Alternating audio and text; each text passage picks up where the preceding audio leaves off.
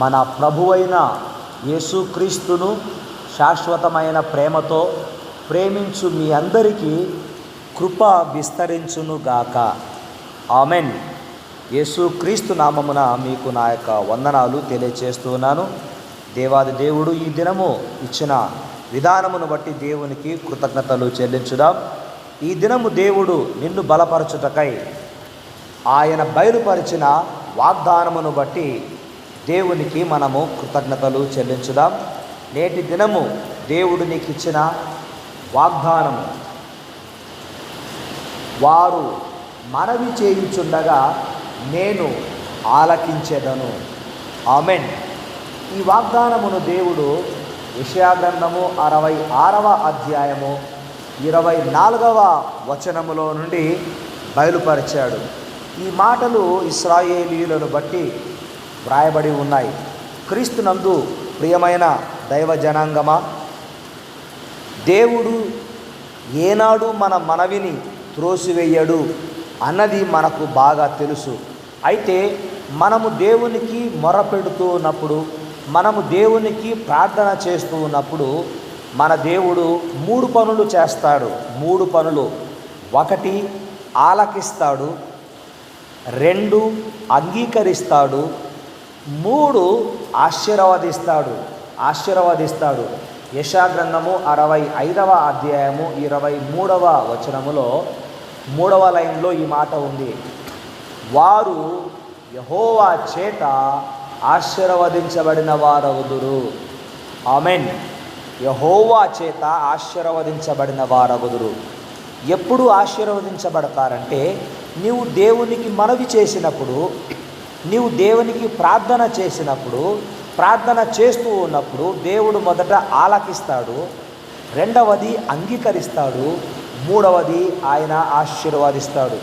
గనుక దేవుడు ఆశీర్వదించువాడే తప్ప ఆయన విడిచిపెట్టే దేవుడు కాదు అన్న విషయాన్ని మనం గమనించాలి.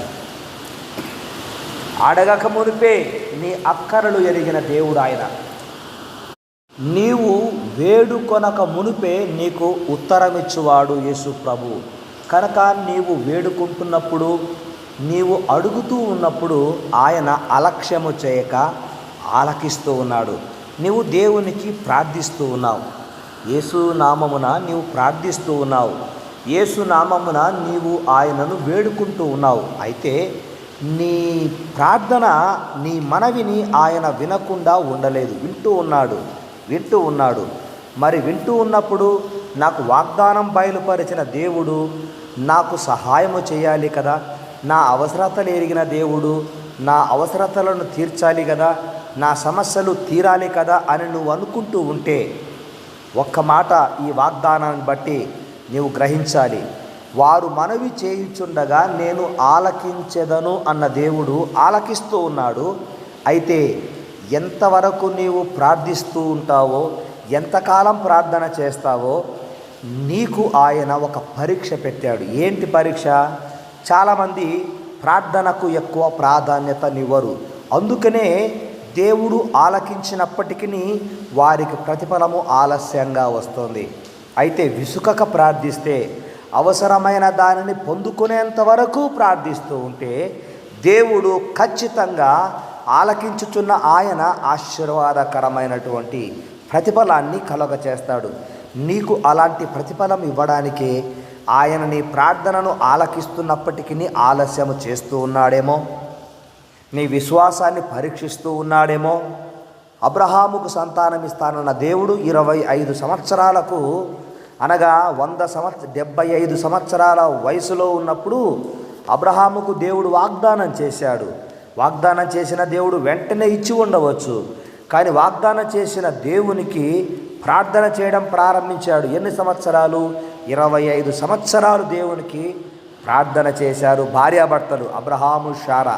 వారి విశ్వాసానికి అది ఒక పెద్ద పరీక్ష. అయితే వారి విశ్వాసముతో విసుకక ప్రార్థించినప్పుడు వారి ప్రార్థన ఆలకించిన దేవుడు అద్భుతంగా వారిని ఆశీర్వదించి కుమారుడిని ఇచ్చాడు. నీవు కూడా దేవుని సన్నిధిలో చేసుకుంటున్న మనవి ఆయన ఆలకిస్తున్నాడు. ఆయన అలక్ష్యము చేసే దేవుడు కాదు. నీ కొరకు, నా కొరకు పరలోకాన్ని విడిచి ఈ లోకానికి తన కుమారుడినే పంపినటువంటి దేవుడు, సిలువలో తన ప్రాణమును కోరిన దేవుడు నీ కొరకు నీవు ఆశించినది ఎందుకు అనుగ్రహించడు? అనుగ్రహిస్తాడు. అయితే నీ విశ్వాసానికి ఒక పరీక్షగా ఇది ఉంది అని నీ వేడుకోవాలి, నీవు గ్రహించాలి. వాక్యము చాలా స్పష్టంగా వ్రాయబడి ఉంది. వారు వృధాగా ప్రయాసపడరు, ఆకస్మికముగా కలుగు అపాయము నొందుటకై పిల్లలను కనరు అని మాట. వారు యెహోవా చేత ఆశీర్వాదింపబడతారు అంటున్నాడు. వారి సంతానపు వారు వారి యొద్దనే నుందురు. అంటే నీ దేవుడు నిన్ను దీవిస్తే నీ సంతానము నీ కళ్ళెదుట ఆశీర్వదించబడుతోంది. ఈ మాటలన్నీ కూడా దేవుడు యెషయా ప్రవక్త ద్వారా 65వ అధ్యాయము యెషయా గ్రంథములో 23, 24 వచనాలలో వ్రాయించాడు. కనుక క్రీస్తునందు ప్రియమైనటువంటి కుమారుడా, కుమార్తె, నీవు దేవునికి విసుకక మనవి చేస్తూ ఉండగా, దేవుడు దానిని ఆలకిస్తూ ఉండగా గొప్ప ప్రతిఫలమును నీవు చూచుదువుగాక.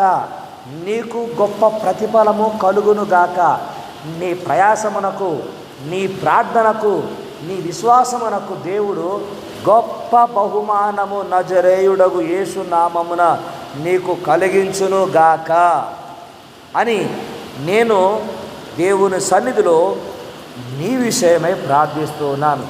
కనుక నీవు దేని గురించి దిగులు చెందవలసిన అవసరం లేదు. చాలామంది పాస్టర్ గారు, నేను ప్రార్థన చేస్తే నా ప్రార్థన దేవుడు ఆలకిస్తున్నాడని నమ్మకం ఏంటి అంటారు. అందుకనే ప్రార్థనలో ఎక్కువగా వారు నలిగిపోరన్నట్లు, ఏదో అలా చేయాలి అంటే చేయాలి అన్నట్లుగా ఉంటారే తప్ప, ప్రార్థన చేయడము అంటే దేవుని యొద్ద నుంచి ప్రతిఫలం పొందేంత వరకు చేయడం అని అర్థము.